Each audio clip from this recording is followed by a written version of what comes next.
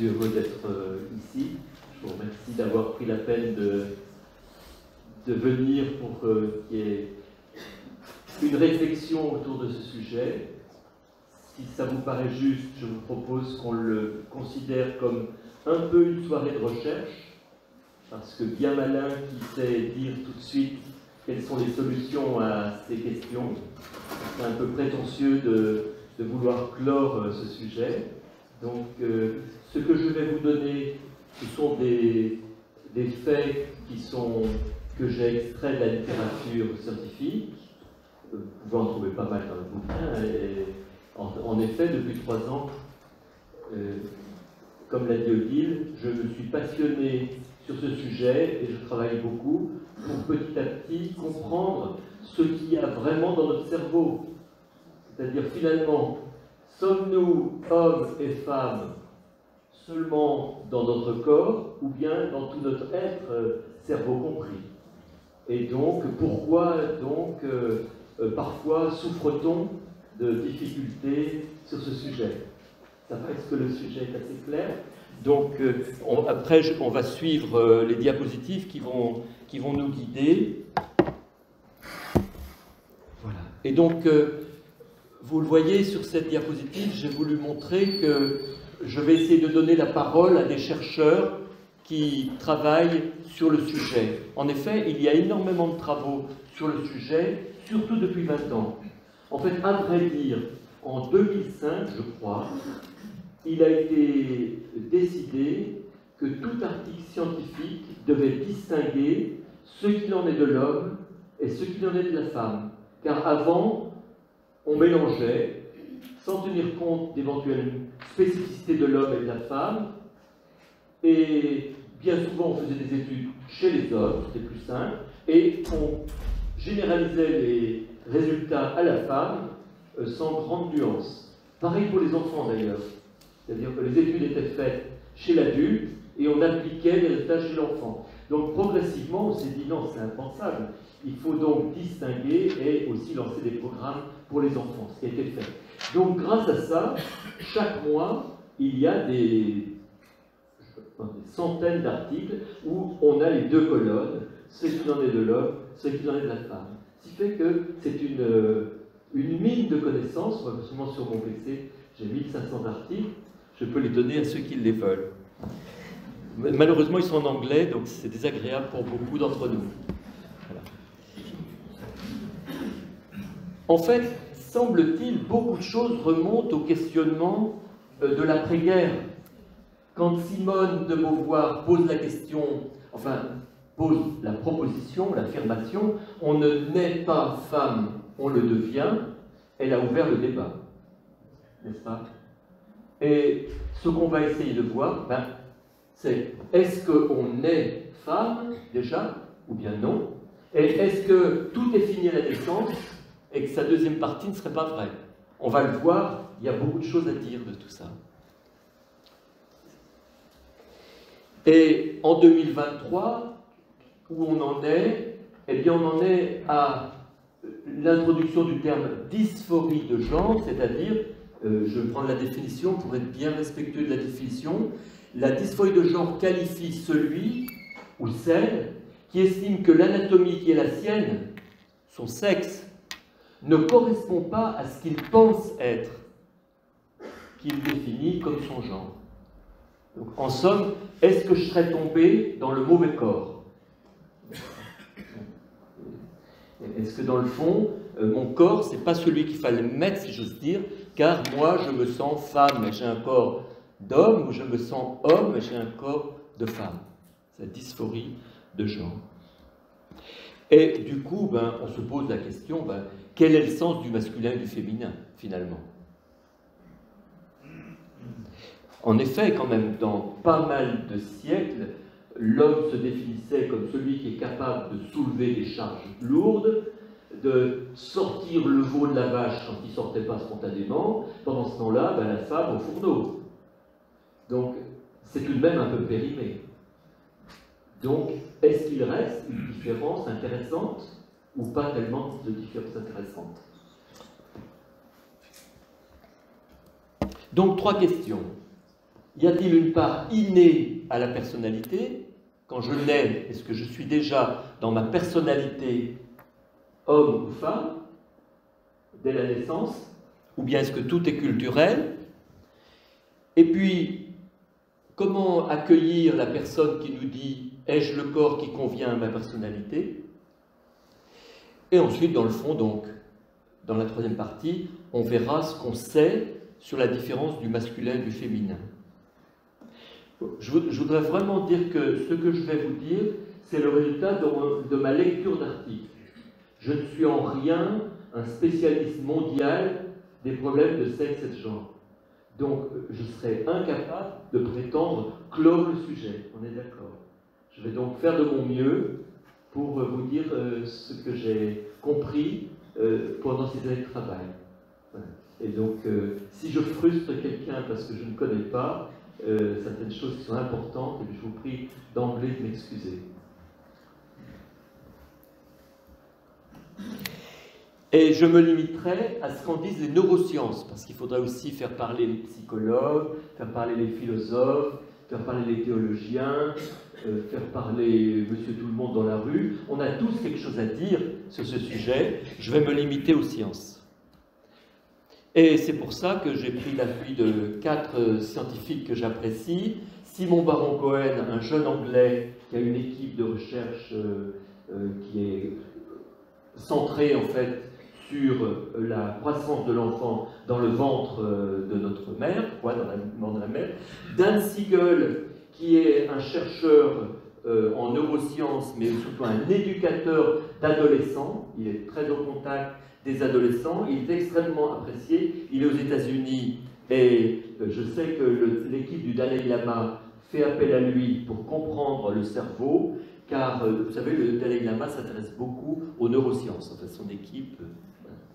Ruth Feldman est une femme absolument multi-compétence, car elle était formée en musique, elle est musicienne, et elle avait, je crois, une thèse en philosophie, mais c'est une femme dont le métier est d'être chercheur en neurosciences, donc elle apporte quelque chose. Et puis ce cher Charles Darwin.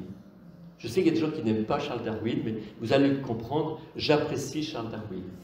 Charles Darwin, lorsqu'il allait mourir, a appelé sa femme et il lui a dit « Je sens que je vais partir, souviens-toi comme tu as été une bonne épouse. » Je trouve ça très beau, j'aimerais dire ça à ma femme avant de partir.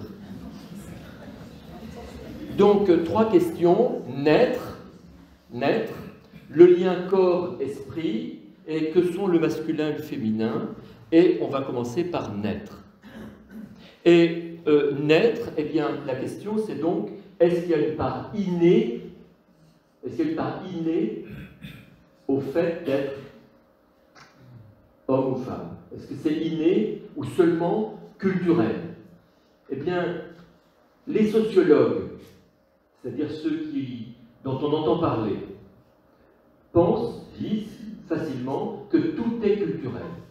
Le masculin et le féminin serait dans le fond, d'après eux, une construction de manière à ce que les hommes prennent le pouvoir sur les femmes, et bien ils se sont organisés pour, voilà. Et ça, c'est des affaires des années 70, voire même avant. C'est des travaux de sociologie qui se sont faits à la suite de Sartre ou de Simone de Beauvoir, aux États-Unis en particulier. Et les neurosciences ont 20 ans seulement. Les neurosciences ont 20 ans. Ces gens-là ignorent les neurosciences. Les neurosciences n'ont aucune hésitation. Ils décrivent avec beaucoup de détails la formation de la personnalité masculine et féminine dans le ventre de la mère, bien avant la naissance. Notre structuration de notre personnalité se fait dans le ventre de notre mère. Et ça, il y a zéro hésitation, et c'est notamment l'article de 2017 où ça a été expliqué avec brio par Arthur Arnold, General Theory of Sexual Differentiation, qui montre qu'en fait, notre cerveau devient masculin si on a XY comme chromosome, et devient féminin si on a XX, en particulier si on a XY, l'homme. Eh bien, les chromosomes agissent dans chacune de nos cellules de notre cerveau directement et par le biais de la testostérone que les chromosomes font sécréter par les testicules. Et donc cela au cours du deuxième trimestre de la grossesse, vous voyez, quand la femme est enceinte depuis 3 mois, 4 mois, 5 mois, 6 mois, c'est là que se forme notre cerveau d'homme ou de femme. Et je vais présenter donc les résultats de Simon Baron-Cohen, que moi-même, ils m'ont beaucoup convaincu. Mais on va le faire à travers des questions. La question 1, c'est à la naissance et les mois qui suivent, les enfants de sexe masculin et de sexe féminin se comportent-ils de la même manière? Les tout petits, à la maternité et dans les semaines qui viennent, est-ce qu'un petit garçon et une petite fille se comportent pareil? Et il y a un truc qui est rigolo, je ne sais pas s'il y a ici des sages-femmes qui travaillent en maternité ou des puéricultrices, c'est que quand il y a un bébé qui se met à pleurer dans une maternité, ça y est, c'est parti, tous les autres s'y mettent, surtout si, n'est-ce pas, tous les autres s'y mettent. Ben, tous les autres, pas tout à fait. En moyenne, plus les filles. On a toujours dit que les filles étaient chouineuses. Mais c'est pas vrai. Elles ne sont pas chouineuses, elles sont empathiques. Ah oui. Les hommes ne sont pas radins, ils sont économes. non, mais ça, c'est une blague. Mais les filles ne sont pas chouineuses, elles sont empathiques. Elles sont empathiques, c'est-à-dire qu'elles ont une inclination. On n'est pas des Legos.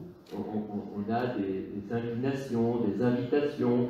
Eh bien, les femmes, dans le ventre de leur maman, sont aidées pour avoir la capacité de voir en un clin d'œil ce qui se passe dans le cœur des autres. Pas que tout pareil. Certaines, c'est très fort, et certaines, c'est moins net. On n'est pas binaire, on n'est pas caricaturaux comme ça. On a tous des forces plus ou moins grandes, n'est-ce pas? Mais l'empathie, c'est cette capacité à sentir ce qui se passe dans le cœur de l'autre. Eh bien, dès les premiers jours, regardez, dès les premiers jours, les petites filles sont plus attentives à leur maman qui passe qu'à un objet. Des tests, on passe un objet, les petites filles, on passe, il y a quelqu'un qui passe, elle suit. Les petits gars, beaucoup moins. Petits gars, objet, maman, petites filles. En moyenne, hein, mais ça, c'est un premier truc qui leur a mis la puce à l'oreille. Après, donc, je ne vais pas tout vous décrire, sinon vous êtes là encore après-demain, mais à 2 ans, les petites filles ont beaucoup plus de mots en moyenne disponibles que les petits garçons dans leur vocabulaire. En moyenne, les petites filles. Donc en fait, la nature met dans le cerveau des petits gars et des petites filles une différence d'aptitude au langage verbal, les mots, et non verbal, tout ce qui se transmet par les gestes, par le visage. Un don plus grand en moyenne chez les filles. Donc ça, c'était la première question que se posait Baron-Cohen. Et en effet, les nouveau-nés filles tendent plus à suivre le regard des yeux qui les entourent, sont plus sensibles aux messages de détresse. Dès 2 ans, les filles ont souvent plus d'aptitude à la communication verbale et non verbale. Donc nous, les garçons, on n'a aucune aptitude. Mais pas du tout.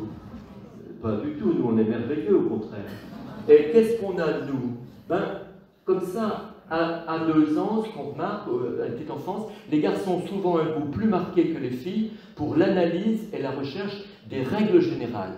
Pour l'analyse mécanique. Moi, j'ai 15 petits-enfants, il y a toujours des petits gars, des petites filles, 7 petits gars, 8 petites filles. J'ai toujours des petites filles qui me courent après dans l'atelier pour me dire, grand-papa, les lumières, elles s'éclairent, elles s'allument, elles s'éteignent, pourquoi, à Noël, pourquoi, comment ça fait, bon, d'accord.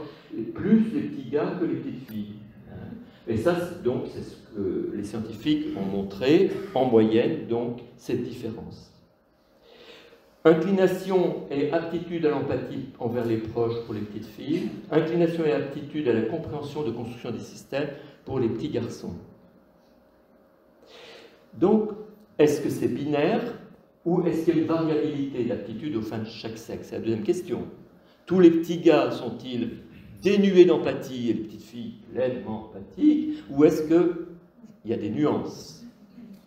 Eh bien entendu, vous vous doutez de la réponse, il y a un continuum en fait. Chacun de nous est à la fois empathique et a des aptitudes pour le système. Chacun d'entre nous a les deux capacités. Ce n'est qu'une moyenne. En moyenne, il y a plus de petites filles du côté de l'empathie, plus de petits garçons du côté du goût pour les choses systématiques. C'est que dès la naissance, la fille a bien souvent, pas toujours, une inclination, une aptitude pour l'empathie pour les proches, et dès la naissance, les garçons a bien souvent une inclination, une aptitude pour la compréhension, la construction des systèmes. Mais alors pourquoi, hein? Donc la troisième question de Baron-Cohen, c'est est-ce que par hasard ce serait la testostérone? Car beaucoup de chercheurs ont montré que la testostérone était en effet associée à un goût et une aptitude pour les systèmes.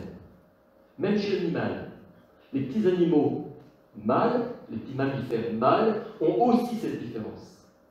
C'est-à-dire que vous mettez, vous savez, il y a le fameux goût des poupées, parce que les petits garçons aiment les tracteurs, les petites poupées, les petites filles, c'est le grand débat national, avec la retraite, ça ne veut pas les deux débats principaux. Et donc, eh bien, vous mettez dans un lieu où vous avez des petits chats, vous mettez des objets ronds et des objets cubiques. Les femelles s'occupent plus des objets ronds en moyenne, et les mâles plutôt des objets cubiques. Donc, ce n'est pas à cause des émissions de télévision qui regardent. Donc, ça, c'est biologique, et c'est comme ça. Et donc, Baron-Cohen a voulu savoir ce qu'il en était. Alors, on dispose pour un grand nombre d'enfants de ponction de l'amniotique. Vous savez, prendre un peu de liquide, dans le liquide on prend un peu de liquide autour du bébé, dans le ventre de la maman, et on dispose de ce type de liquide pour maintenant des centaines de milliers d'enfants. Et donc, il a pu faire l'étude suivante. On constate d'abord que dans le liquide amniotique, la testostérone est en quantité très variable.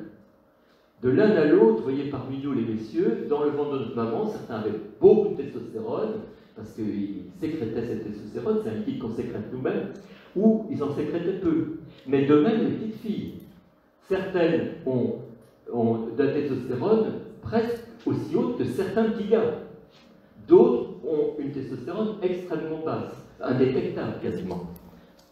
Si ça vous intéresse, moi j'ai 250 dosages sur mon ordinateur, je peux vous montrer. Donc les petites filles ont en général 2 à 5 fois moins de testostérone que les petits garçons dans le ventre de leur maman. Et ici, on va prendre le temps d'expliquer, parce que ce graphique est intéressant, mais ça fait peur, c'est une figure d'un article scientifique. Voilà. Alors, je vous explique. Est-ce que vous voyez les triangles? Vous voyez les triangles et les ronds? Ah, inévitablement, les triangles, c'est les garçons, les ronds, c'est les petites filles, quand même. Faut pas, hein. Donc, les triangles, c'est les petits gars, les ronds, c'est les petites filles. Vous êtes d'accord avec moi que les triangles sont plutôt à droite et les petits ronds, les petites filles, plutôt à gauche? C'est en effet cette ligne, c'est la testostérone. Les petits garçons ont plus de testostérone que les petites filles en moyenne, mais il y a des enfants, vous voyez, ici, on a quelques petites filles, et on a quelques petits garçons qui sont là. Vous voyez, c'est quand même pas coupé au couteau. Hein. Par ailleurs, si on se met de ce côté, et on regarde cette ligne, ici c'est l'empathie, chez l'enfant qui a 2 ans, 3 ans, et ici, c'est le goût pour analyser la mécanique. Eh bien, vous remarquez quand même que la mécanique est très appréciée par ces messieurs. Et que l'empathie, très fort chez beaucoup de petites filles. Il y a donc un lien très fort entre la quantité de testostérone qu'on a dans le ventre de notre maman et notre tempérament, en fait. Que ce soit parmi les garçons ou parmi les filles, il y a ce lien donc entre... Donc ça a été une découverte qui a fait vraiment le tour du monde, et ensuite donc il y a eu de multiples travaux, j'en ai mis quelques-uns ici, pour essayer de vérifier, d'enrichir, et donc en effet, dans le ventre de notre maman, on reçoit notre tempérament, qui est en moyenne différent chez les petits garçons et chez les petites filles, mais qui est comme cela riche de diversité.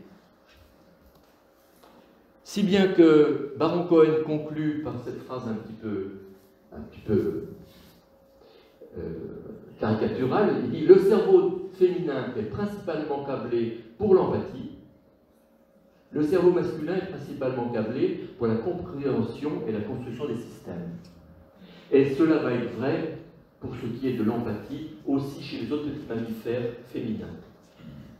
En effet, si les petits mammifères, quels qu'ils soient, féminins, s'intéressent aux formes rondes, ben, c'est parce que génétiquement, la tête des bébés est ronde.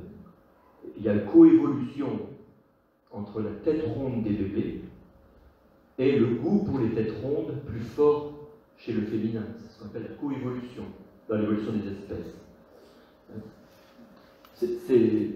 Vous voyez, il y a toujours une coévolution. Il y a une coévolution entre ce qu'apprécie l'homme chez la femme et le visage de la femme. C'est l'émerveillement. Il y a toujours coévolution. Dans l'évolution des espèces, on évolue ensemble. Le goût pour les choses rondes, qui nous étonne comme ça, oui, mais a évolué aussi avec la tête ronde des bébés. Voilà. Les gènes et les hormones orientent la personnalité avant même la naissance. Ça ne nous détermine pas comme une horloge est déterminée par ses roulements. Ça nous oriente. C'est une inclination et une aptitude. Donc, dans ce que dit Simone, ben, la première phrase n'est pas juste. On est femme. Par contre, comme on le verra, la deuxième phrase est juste. On le devient. C'est pas à la naissance, tout est fini. Donc, il y a une part de juste et une part qui nécessite d'être corrigée. Maintenant, donc, on aborde la souffrance éventuelle de l'accueil de notre corps. Et donc, c'est le deuxième sujet de la soirée. Et je vais le faire au travers de quelques questions. La première question est importante, il me semble. C'est jusqu'à quel âge se poursuit le développement d'identité sexuelle. On a vu que dès la naissance, on avait déjà les fondations de garçons ou de filles dans notre tête. Bon, c'est fini, ou bien ça va continuer à progresser. Et jusqu'à quel âge? C'est extrêmement important, parce que si on connaît un enfant de 12 ans, par exemple, qui dit « mais vous savez, moi, je ne suis pas tombé dans le bon corps », est-ce que c'est figé? Il ne peut plus rien espérer d'aide de sa biologie, ou est-ce qu'il peut espérer encore quelque chose? Vous voyez? Donc, combien de temps je grandis dans ma sexuation? Jusqu'à quel âge? C'est extrêmement important, bien sûr.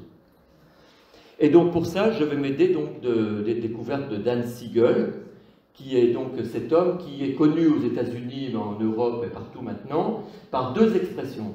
La deuxième douzaine, qui est vraiment une découverte essentielle pour notre temps. C'est que l'adolescence n'est pas l'âge bête, contrairement aux apparences. Et l'adolescence, ça dure 12 ans, pas 3-4 ans. On est adolescent de 12 à 24, de 10 à 22. Les filles font leur adolescence en moyenne 2 ans avant les garçons. Mais ça dure 12 ans. Donc ça, c'est très important, c'est ce qu'on appelle la deuxième douzaine. Et la deuxième chose, c'est l'essence de l'adolescence. Qu'est-ce donc que l'adolescence si ce n'est pas l'âge bête? L'adolescence est réellement une mue du cerveau. Il y a autant de différence entre un enfant de 10 ans et un jeune de 22-24 ans qu'entre une chenille et un papillon, sur le plan du cerveau. L'extérieur aussi change. C'est vraiment une mue particulière qui appelle de notre part énormément de délicatesse. Et Dan Siegel et les gens qui travaillent avec lui pensent qu'il faut expliquer aux enfants, aux jeunes, ce qu'ils sont en train de vivre, pour qu'ils puissent... nous, ça nous aide à ne pas paniquer, mais eux, il faut aussi qu'ils aient l'information. Donc, ces livres, les livres de Dan, sont disponibles en français, aussi bien ceux pour les parents que pour les jeunes. Alors, reprenons l'idée de l'évolution de l'identité sexuelle, de la conception jusqu'à 22-24 ans. Comment ça se passe? en 3 étapes que je vais vous décrire. La première étape, on a déjà commencé. C'est dans le ventre de la maman et la première année. C'est que la première étape ne se termine qu'à 1 an. Donc la première étape de sexuation se termine à 1 an, pas à la naissance. L'essentiel s'est fait dans le ventre de la maman, mais pour des raisons qu'on ne connaît pas encore. La nature a mis en place, au cours de la première année de l'enfant, ce qu'on appelle la mini-puberté. C'est-à-dire, pendant quelques mois, le petit garçon a de la testostérone, la petite fille a des estrogènes. Comme pour finaliser ce qui avait été mis en place dans le ventre de la maman. Puis, on entre dans la deuxième partie, l'enfance. L'enfance, c'est un stage pratique après une formation théorique. Et c'est une formation en alternance. Donc, avant, c'était les hormones, les chromosomes, etc. Ils ont fait les fondations. Maintenant, il faut que le petit, on lui fiche la paix et qu'il mette en pratique ce qu'il a reçu. Il a les goûts qu'il a, fichons-lui la paix, laissons-le. C'est une petite fille qui aime les tracteurs, qu'elle joue avec les tracteurs. C'est un petit garçon qui aime les poupées, merveille, il en a besoin aussi, il sera aussi papa, ça serait bien. Mais surtout, ne manipulons pas le petit par des idées d'adultes, car il a reçu ce qu'il faut, mais lui, si c'est un petit garçon, son avenir, c'est d'être un homme, et peut-être un père, et si c'est une petite fille, c'est une femme, et peut-être une mère, son horizon. C'est-à-dire que lui, il faut l'aider à voir où il va. C'est juste qu'il sache quoi, que les petits garçons, ça devient peut-être des papas, ou peut-être des époux, et c'est une petite fille, ben, peut-être qu'elle sera épouse et mère. Donc il faut qu'elle le sache avec beaucoup de paix. Mais il ne faut pas la manipuler. Ce qui est important pour son cerveau a tout été mis en elle avant. Mais il ne faut pas gâcher ce temps avec des théories d'adultes qui se compliquent la tête. C'est déjà assez difficile de devenir ce qu'on est. Hein. Donc il ne faut pas en rajouter. Donc c'est le développement par la mise en pratique des aptitudes innées. Ça existe, ça, dans énormément d'espèces.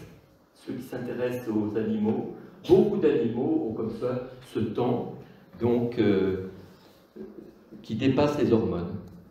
Puis on entre dans la fameuse deuxième douzaine, cette connaissance merveilleuse, la deuxième douzaine. Donc on disait 10 à 22 ou 12 à 24 en moyenne, qui comporte 3 fois 4 ans, en gros, quoi. 3 fois 4 ans. 4 ans de puberté, 4 ans de poursuite de l'adolescence et 4 ans d'émergence de l'âge adulte. 4 ans, 6 ans, et puis, vous voyez, ça joue de l'accordéon. Il y en a qui font ça très vite, une partie, ils sont plus longs pour l'autre. C'est pas mécanique. Hein. Mais nous aurons besoin des 3 temps, tous, et je parle souvent des animaux, parce qu'on fait partie des animaux, tous les animaux n'ont pas les 3 temps. Les animaux n'ont que ces 2 périodes. Nous, ça nous est donné en propre. L'émergence de l'âge adulte. Donc, je vais parler de ça. Et comme par hasard, la puberté, qui est vraiment hormonale, est mise au début. Donc, elle va colorer toute la suite. La puberté, donc, c'est vraiment, donc, ces 4 années-là, c'est vraiment pour nous rendre capables de transmettre la vie. Ça existe chez tous les mammifères. Je ne suis pas capable de transmettre la vie avant, je suis capable quand je sors de ma puberté. Capable physiquement. Et donc, en effet, tout se passe donc, pour l'homme au niveau des organes génitaux et pour la fille au niveau de ses organes génitaux, mais aussi au niveau du cerveau. Quand on voit les imageries cérébrales à cet âge-là, on a une divergence au niveau du cerveau entre ce qui se passe chez le garçon et chez la fille. Il y a beaucoup d'études sur ce sujet, vous vous en doutez, et donc il y a là comme 2 chemins qui se séparent sous l'effet de cette période. Donc, cette période est orientée vers la transmission de la vie. Mais, bien sûr, le jeune qui a 14-16 ans, il lui reste 8 années pour acquérir tout ce que la biologie va lui donner pour devenir homme ou devenir femme. Quand un jeune de cet âge-là se pose des questions, c'est normal. De la même manière que moi, j'ai eu beaucoup de mal en français. J'étais très nul, quoi, la grammaire, tout ça. J'ai eu des moments de désespérance parce que les profs ne sont pas toujours délicats. Hein. Les maths, ça allait.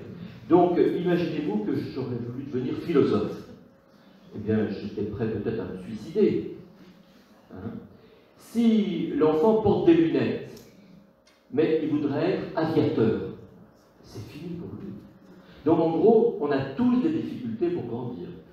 Si l'enfant se pose des problèmes sur le plan d'accueil de son corps qui ne correspond pas, dans le fond, il se sent plus comme l'autre sexe. Mais quoi de plus normal? C'est tout à fait normal. Il est en phase de croissance, il n'a pas tout reçu ce auquel il a droit, si j'ose dire, comme aide pour devenir ce qu'il est. Il est normal que ce soit difficile. Vous voyez, je pense, moi, à un garçon de notre famille qui avait les bras très longs à un âge. Il suffisait qu'il se lève de table et il mettait tout par terre. Les filles se moquaient de lui ardemment. Ben, c'est très blessant, il n'avait pas les mains qu'il fallait. Combien de filles trouvent que leur poitrine est trop importante ou pas importante à cet âge-là? C'est quoi de plus normal? Voilà, on ne croit pas tout. Certains apprennent à lire très tôt, d'autres apprennent à lire très tard. Ben, vous me comprenez, n'est-ce pas? Donc c'est dur de grandir. Donc en effet, sur le plan sexuel aussi, mais il leur reste 8 années d'aide pour devenir ce qu'ils sont. On est très loin de la fin. Les 4 années qui suivent sont très essentielles. C'est le moment, c'est le passage du cocon familial à la vie en société. Alors que le petit chéri venait bien en vacances avec nous, maintenant, monsieur veut aller avec ses copains, etc. Ou la fille rechigne à venir en vacances avec papa-maman, elle aimerait bien quand même aller un peu avec les copines. C'est pas une idée parce qu'elle ne nous aime plus, c'est indispensable, c'est biologique. On connaît maintenant le moteur qui fiche les enfants hors de la famille, et il existe chez tous les mammifères. Il faut partir, il faut partir, il faut que j'aille dans la société. C'est très fort. Imaginez la panique si on ne se sent pas bien mûr, alors que les autres déjà, les filles font brio, les garçons sont déjà machos, et on se sent petit garçon, c'est très difficile. Et pourtant, c'est des choses qu'on va passer progressivement. Parce que ce temps-là est absolument essentiel. Vous savez, c'est à cet âge-là qu'on dit « je m'ennuie », moi j'ai 15 enfants, donc j'ai de la collection pour regarder. Je m'ennuie, qu'est-ce que je fais? Je m'ennuie. C'est normal, parce qu'en fait, à cet âge-là, on manque de dopamine. La dopamine, c'est ce qui nous donne envie d'aller plus loin et tout. On manque de dopamine. J'ai envie de rien. Les petits sont toujours dans la chambre, envie de rien. Bon voilà, envie de rien. Et subitement, ils disent oh, je vais jouer de la guitare électrique. Alors subitement, la dopamine, elle monte. Mais dès le lendemain matin, ça s'effondre. Donc c'est infernal pour eux et pour l'entourage. Mais c'est biologique, c'est dans la tête, c'est pour nous sortir de chez nous, pour nous faire aller de l'avant. C'est nécessaire. Et dans les cages des petites souris, il se passe la même chose. Quand vous avez des ados dans des cages, c'est infernal. Elles fichent la panique, voire même elles ont goût pour l'addiction. Si on s'organise pour qu'il y en ait une qui ait addiction à l'alcool, les autres viennent chercher de l'alcool. C'est parce qu'en fait, on cherche comment sortir de ce marasme qu'on a. Voilà. C'est biologique, c'est pour nous pousser dehors, pour nous faire avancer. Le troisième temps, c'est l'émergence de l'âge adulte. Pensez autour de la vingtaine, avant et après 20 ans. Mon papa m'avait dit, René, méfie-toi, les garçons, nous, on n'est pas adultes avant 25 ans. Je ne sais pas ce qu'il voulait dire, parce que malheureusement, il est décédé avant que j'ai 25 ans. Mais ça me restait dans la tête. Ça voulait dire, je crois, méfie-toi de ce que tu peux prendre comme décision avant 25 ans, parce que tu ne seras pas mûr. Un constat d'ancien qui m'a bien rendu service. même si je me suis marié tôt, en fait, avant 25 ans. Mais, et j'ai bien fait, parce que ma femme est adorable. Mais, c'est un temps très important, c'est le temps d'apprentissage du discernement. Et pas comme ça, c'est parce que le lobe préfrontal, à ce moment-là, se forme, se transforme complètement et nous rend plus aptes à discerner, c'est-à-dire à peser ce qui est rationnel et ce qui est émotionnel pour prendre une décision en tenant compte du rationnel et de l'émotionnel, ce qui est quand même très important. Or, je ne sais pas si c'est vrai dans vos familles, mais femmes et hommes, on ne prend pas les décisions pareilles. Les femmes ont toujours à l'esprit tout aussi bien le rationnel que l'émotionnel et savent tout ce qu'il y a à faire pour atteindre un but. N'est-ce pas? Pas toutes, mais souvent. Les messieurs, nous, on est protégés contre tout ça. Parce que ça se passe dans l'amygdale cérébrale. Et l'amygdale cérébrale est comme cachée pour qu'on puisse prendre des décisions sans être trop accaparé par l'affectif. Et surtout aussi, comme c'est dans l'amygdale cérébrale que ça se passe, nous, on est capable de prendre une décision sans penser aucunement à tout ce qu'il y aura à faire pour le faire. Chérie, on va aller habiter à Marseille. Et la femme dit, attends, ça veut dire une école pour les enfants, je perds mon boulot, il faut que tu en retrouves un autre, etc. Ça, c'est féminin parce que dans l'amygdale cérébrale, tout ça est en permanence au point. Donc, en moyenne, les femmes ont ça toujours à l'esprit parce que la testostérone coupe les autoroutes, là, qui sont entre le lobe préfrontal et l'amygdale cérébrale. Donc, ce qui fait que toute cette maturation va se faire de manière différente chez le garçon et chez la fille, et que quand on arrive au-delà de 24 ans, on a reçu ce qui biologiquement nous était donné pour devenir homme ou femme. Si bien que, avec Dan Siegel, l'identité se développe jusque vers 24 ans chez le garçon, 22 ans chez la fille, et les difficultés peuvent être ressenties majeures, atroces, avant, évidemment. Moi, je pense à quelqu'un qui me disait, qui m'a décrit dans le détail, c'était un garçon manqué. Elle a souffert d'être une fille incroyable. Mais elle me disait, René, tu te rends compte, j'ai eu de la chance. On m'a imposé de rester ce que j'étais. On m'a mariée. Je suis une femme heureuse, une grand-mère plus qu'heureuse. Imagine-toi, vraiment, alors que ce n'était pas du tout ce que je voulais faire. Et donc, oui, on a besoin d'être aidé parce que ça peut être très difficile. Deuxième question. Bon, c'est bien sympa tout ça, mais est-ce qu'on est aidé pour vivre en harmonie entre notre corps et notre esprit? Est-ce quelque chose qui nous aide pour vivre en harmonie le corps et l'esprit? Et puis, à l'opposé, bon, c'est génétique, mais à ce moment-là, est-ce qu'on est libre? Est-ce que la liberté a quelque chose encore à faire? Ou est-ce qu'on est complètement déterminé? Et donc pour ça, je vais me servir de Ruth Feldman. Vous avez compris que j'apprécie beaucoup. Tout ce qu'elle écrit, c'est brillant, c'est intéressant. Elle parle de la synchronie biocomportementale, c'est-à-dire comment nos hormones nous aident à devenir ce que l'on est. Qu'on soit homme ou femme, et c'est extraordinaire. Bien. Donc on va faire deux choses. Tout d'abord, un rappel sur la place des gènes, des hormones, de l'éducation, de la liberté dans la construction de la personnalité. Puis ensuite, on montrera comment les hormones aident à l'unité corps-esprit. Donc, la place respective des hormones, des chromosomes, des hormones, de l'éducation et de la liberté. Eh bien, les chromosomes, ils sont dans toutes nos cellules, sauf les globules rouges. Donc, moi, ainsi que tous les messieurs ici, nous avons XY, du bout du cheveu jusqu'à l'ongle de l'orteil, en passant par le cerveau.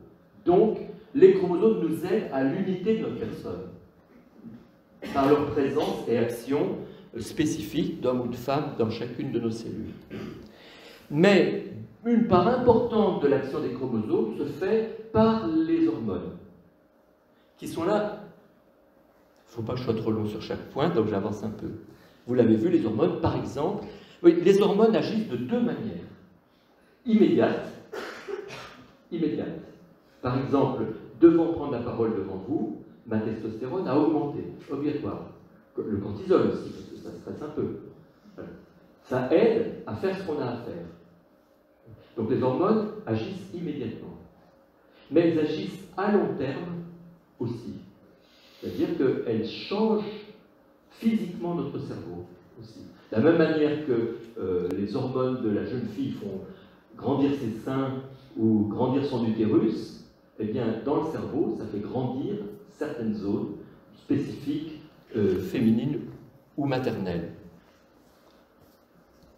L'éducation est absolument essentielle pour montrer l'horizon à l'enfant. Il sache que lui, vu qui il est, il va devenir un homme, et peut-être un père, ou une femme, et peut-être une mère. Qu'il sache dans quelle direction il doit marcher. Dans quelle direction il doit marcher, car il y a une plasticité cérébrale.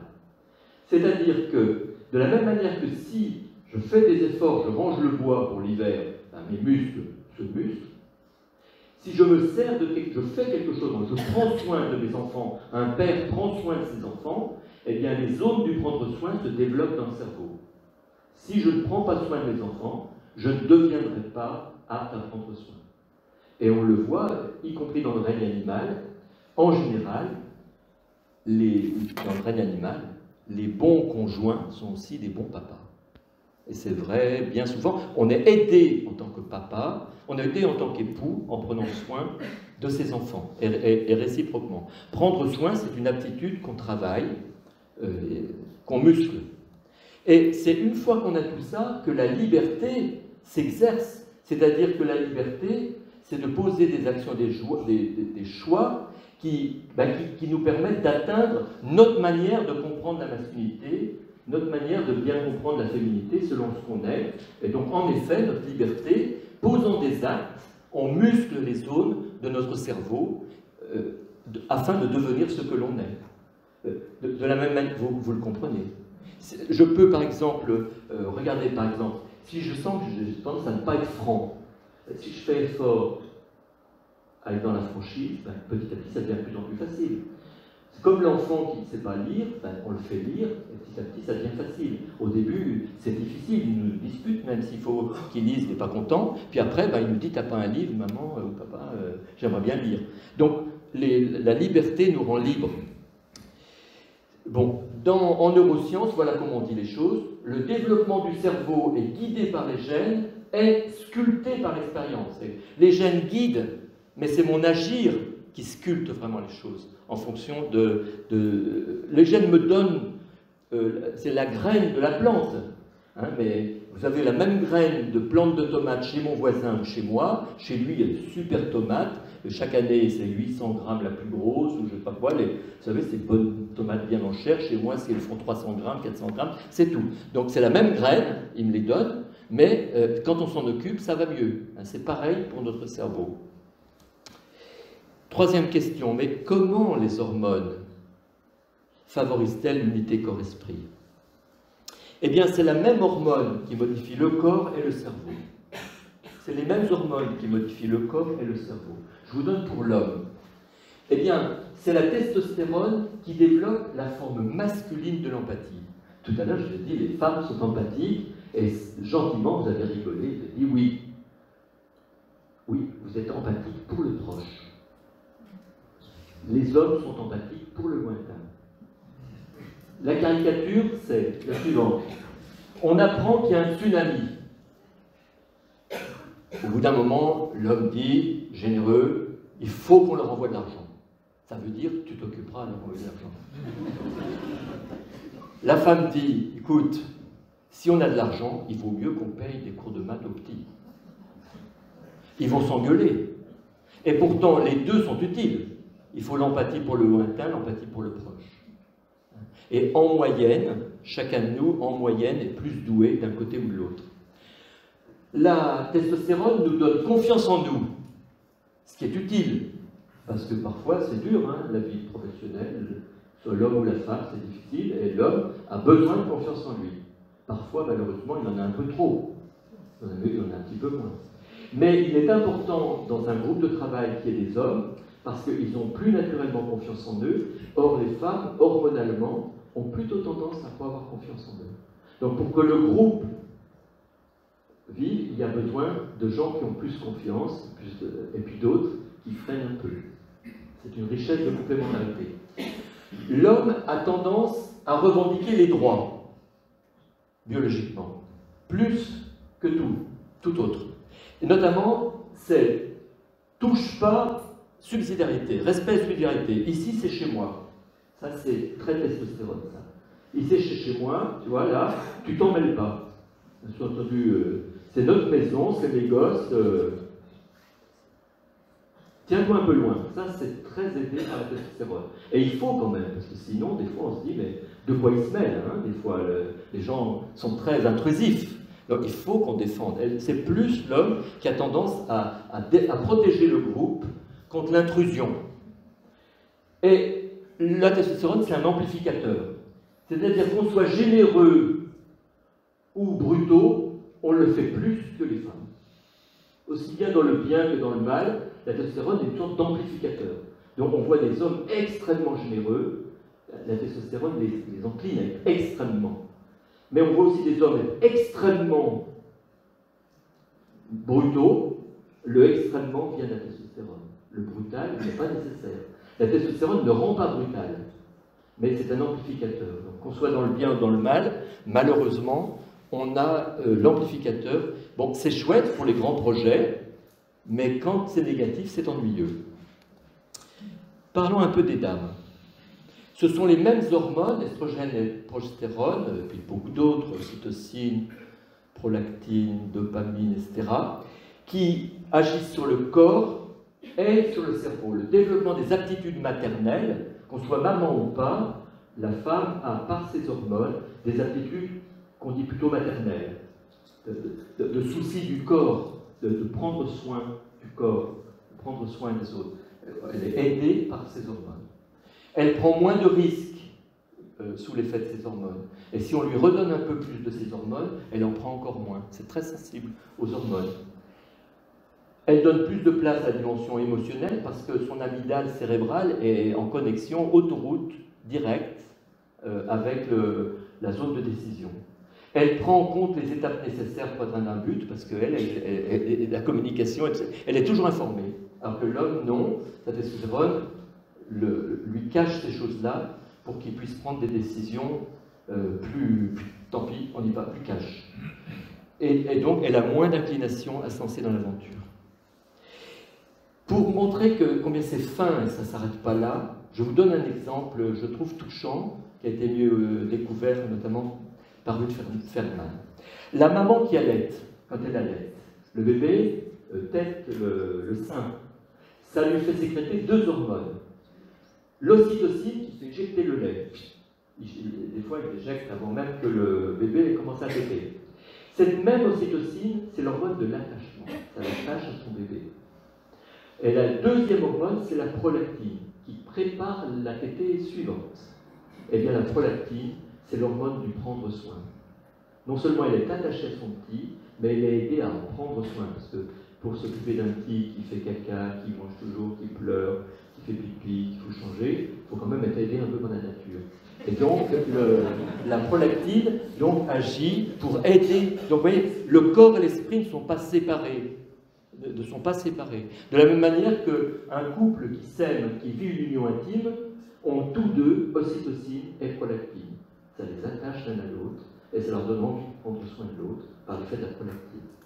Donc en somme, nos hormones sont là pour nous aider à devenir ce que l'on est. Si bien que Ruth Feldman dit l'harmonie intérieure et l'harmonie avec l'entourage se développent par l'interaction entre l'agir et le support biologique. Mes hormones sont là pour m'aider. Le corps et l'esprit vivent en synchronie en soi et dans la relation aux autres.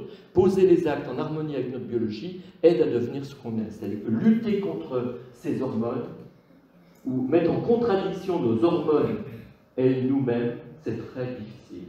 C'est très difficile de se priver des hormones ou d'en prendre différentes de ce que l'on est. Parce qu'il y a une sorte d'aide que l'on n'a pas. C'est difficile. Troisième partie, j'espère que vous ne trouvez pas le temps trop long. C'est que sont donc le masculin et le féminin, et pour ça, on va demander à notre cher Charles Darwin. On va poser deux questions. D'où vient le sexe, masculin-féminin, et à quoi servent les fameuses différences psychologiques? En fait, la plupart des espèces sont sexuées. Il n'y a que très peu d'espèces qui ne sont pas sexuées. Alors pourquoi? Et c'est venu très très tôt dans l'évolution des espèces, la sexuation. Il y a très peu d'espèces qui sont restées non sexuées et qui sont sexuées au dernier moment, si j'ose dire. Et donc, pourquoi? Donc, ça a été vraiment la recherche de Charles Darwin pendant plus de 20 ans. Son livre sur la sélection sexuelle est un livre qu'il a écrit très tard. C'est un homme très honnête, Charles Darwin. Il a vraiment cherché avant d'affirmer. De quoi s'agit-il? Eh bien, la sexuation est avant tout une répartition des tâches. C'est pas les messieurs s'occupent de la voiture, les femmes s'occupent du ménage, c'est pas ça. C'est, par exemple, le spermatozoïde et l'ovule. Ils ont tous les deux à apporter la moitié de leur patrimoine génétique, soit garçon ou fille. Mais les spermatozoïdes, donc semence masculine, a besoin d'un flagelle et de mitochondries pour faire fonctionner le flagelle. Le rôle du spermato, c'est de chercher l'ovule. Nous, les hommes, on cherche la femme. Et l'ovule n'a pas besoin de flagelle. Elle coule, elle attend. Mais elle est grosse. Elle apporte le casse-croûte pour une semaine. Pour le développement du petit, pendant une semaine. Ce qui est quand même généreux de sa part. Donc il ne faut pas s'étonner si parfois c'est la femme qui pense au pique-nique. Parce que bien entendu, ça je vous ai parlé. Si les messieurs on peut y penser, c'est pas mal non plus. Hein. Je dis quelques bêtises pour aérer un peu. Mais la biologie, en fait, c'est ce qui a été gagnant dans l'évolution des espèces. La première chose, c'est la répartition des tâches qui fait premier truc gagnant pour l'évolution des espèces. La deuxième chose, c'est la beauté, l'attirance. La beauté jaillit du masculin-féminin. Car, qu'est-ce que c'est que la beauté? C'est ce qui émerveille. Vous mettez dans un même milieu biologique des spermatozoïdes de diverses espèces et des ovules de diverses espèces, au début ça bouge comme ça, et subitement, il y a un spermato qui pouf, un ovule, pas n'importe lequel. C'est l'attrait, l'émerveillement face à l'ovule qui lui convient, celui de son espèce. Et dans certaines espèces, l'ovule se déforme en direction du spermato pour lui dire oui, c'est bien moi. Pas dans toutes, je ne crois pas dans l'espèce humaine. Mais vous voyez, c'est l'attrait. Eh bien, je vous le décris à propos des ovules et des spermatos, et vous êtes quand même d'accord que l'attrait a participé dans la composition de nos couples. L'attrait, la beauté donc, ce qui émerveille, et la vulnérabilité. La vulnérabilité est essentielle dans toute l'évolution des espèces. Les deux choses qui nous attirent l'un vers l'autre, c'est ce qui nous émerveille, et c'est l'appel à l'empathie, prendre soin. Donc il faut vraiment qu'on se libère, notre vulnérabilité fait partie de notre beauté. Pensez simplement au papillon. Est-ce qu'on l'aimerait autant si ses ailes n'étaient pas un peu fragiles? Pensez à une fleur. Est-ce qu'on l'aimerait autant si les pétales n'étaient pas un peu fragiles? Qui d'entre vous plante des plantes en plastique dans son jardin? Pourtant, c'est plus facile. Mais non, la vulnérabilité est essentielle à notre beauté. Donc, c'est le deuxième élément qui a servi dans l'évolution des espèces. Et la sélection. Du coup, on a le choix. Car chaque ovule et chaque spermatozoïde sont différents. Sous-entendu, chacun sont différents en fait. Et les mâles et les femelles. Donc dans toutes les espèces, ça va se passer de manière différente, mais il y a toujours sélection. Donc tout ça, c'est grâce à la sexuation. Et, je veux dire, la cerise sur le gâteau, c'est la construction des familles. Qu'on soit éléphant, loup, lion ou humain, il y a une famille. Il y a une famille. Un lieu qui protège les individus, qui protège les mamans et les petits. C'est-à-dire qu'il faut que la vie puisse survivre. Et donc, c'est la constitution des familles. Et tout ça est chromosomiquement établi. C'est écrit dans les chromosomes. Vous voyez ici, c'est des oiseaux inséparables. Vous savez, ils sont inséparables. On appelle inséparables. Mais qu'ils habitent dans n'importe quelle latitude ou pays, ils sont toujours comme ça. Les amoureux de Pénèlope. Et ça, c'est écrit dans les chromosomes.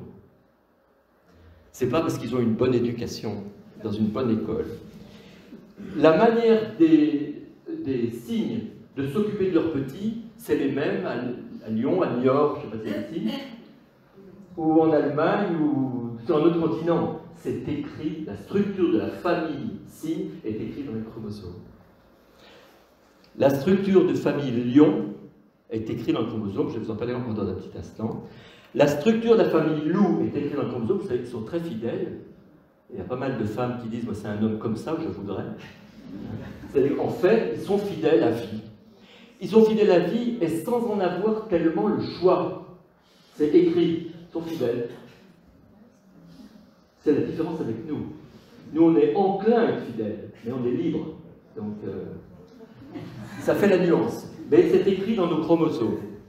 Et puis la structure de la famille des éléphants, qui fait que, par exemple, chez les éléphants, il y a toujours des grands-mères. Et quand il n'y a pas de grand-mère dans une horde d'éléphants, c'est très dangereux pour les petits. En Asie, ils ont fait une étude récemment, ils ont montré que s'il y a une grand-mère dans la harde, il y a 6 fois plus de chances que les petits arrivent à l'âge adulte. Et donc, nos familles sont tissées par l'évolution de chacune de nos espèces, et nous aussi. Donc c'est intéressant de voir comment les millions d'années ont structuré la famille pour savoir les forces que l'on a, mais aussi nos faiblesses, pour essayer de réparer nos familles qui sont toutes blessées, en fait. Je prends un petit instant sur le lion et la lionne, parce qu'ils sont vraiment caricaturaux. C'est pourquoi les différences? Ben, c'est la complémentarité. Là, c'est la lionne. La lionne est capable de courir après le zèbre, et en plus, elle a le tempérament qu'il faut. Parce qu'il faut absolument qu'elle tue le zèbre pour manger, pour que ses petits mangent, et pour que monsieur exige les bons morceaux après, bien entendu. Et donc, en fait, elle a le tempérament qui va avec son corps. On a le cerveau, normalement, hein, qui tente à nous aider avec notre corps. Il y a une unité corps-esprit, biologiquement. Avec toutes les nuances que j'ai essayé de vous dire au début. On est plus ou moins aidés, mais il y a un lien. Regardez maintenant monsieur. Il est incapable de courir après le zèbre. Il ne ferait pas 5 mètres avant de tomber un infarctus. Il peut chasser que la nuit, parce que la nuit, il peut surprendre. Il ne peut pas courir après le zèbre. Mais il est beau, hein? Il a un tempérament de cochon. S'il y a un autre mâle qui vient les embêter dans sa corde, alors là, il est le seul à pouvoir protéger le groupe. La femelle ne serait pas capable. Donc, il a le tempérament et le physique qu'il faut pour protéger le groupe. Elle a le tempérament et le physique qu'il faut pour nourrir le groupe. Vous voyez? Il y a complémentarité chromosomiquement dessinée au cours des millions d'années pour que, en fait, il y ait subsistance, survie de nos familles.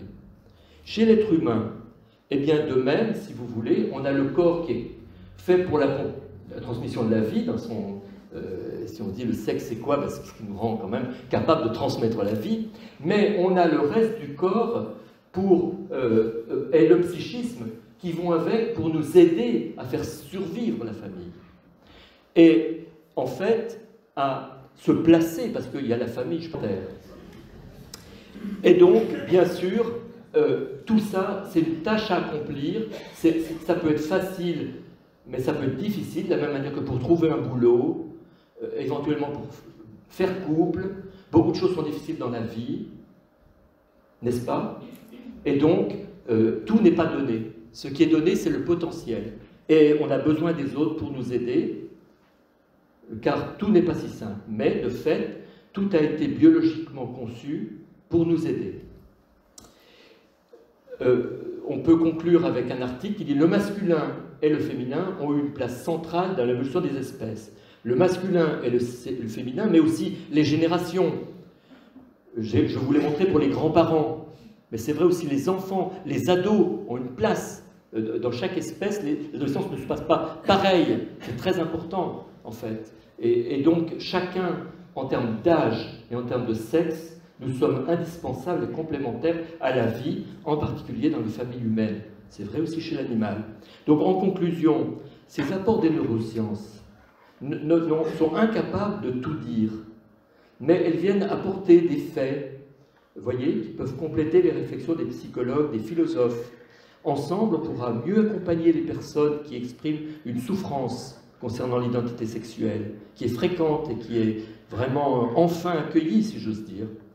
Donner des orientations favorables pour l'éducation des enfants, pour les accompagner donc dans ce dédale pour devenir eux-mêmes, car en effet, eux, ils sont, comme chacun d'entre nous, des trésors potentiels à aider, à exceller, car la différence entre l'animal et l'homme, c'est surtout que nous, on peut éventuellement exceller.